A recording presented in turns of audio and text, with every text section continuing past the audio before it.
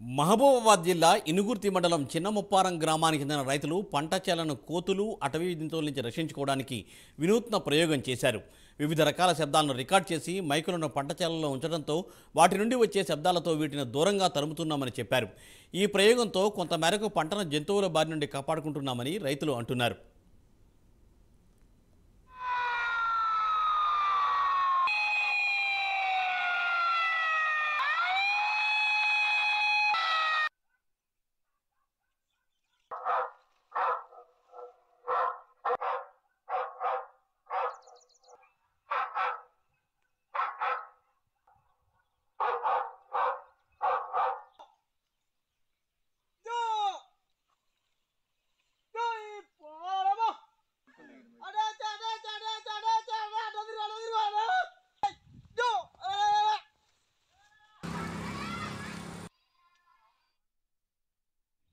చెట్లముప్పారం గ్రామం, ఇనుగుర్తి మండలం, మహబూబాబాద్ జిల్లా.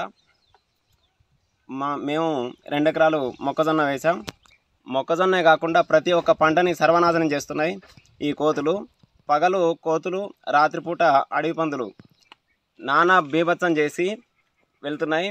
ఈ పగలు కోతులు మాత్రం 10-15 మంది లేనిది చేన్లలో నుంచి బయటకు వెళ్ళట్లేదు.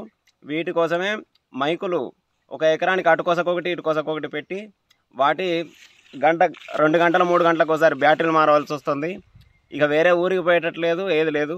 రాత్రిపూట మాత్రం అవి ఎక్కడ తారసపడతాయని భయపడుతున్నాం అడవి పందులు. వీటి కోసం, ఈ పందుల కోసం ఈ మైకులు ఒక్కొక్కటి 1000 రూపాయల చొప్పున 3-4 మైకులు తీసుకోవాల్సి వస్తుంది. అట్లా 3-4 వేల రూపాయల ఖర్చు దీనికి మైకుల కోసం.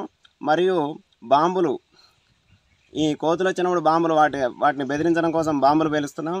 ఈ బాంబులు కూడా పంట మొత్తం అయిపోయే లోపల 3-4 వేల రూపాయల ఖర్చు దీనికి వస్తుంది.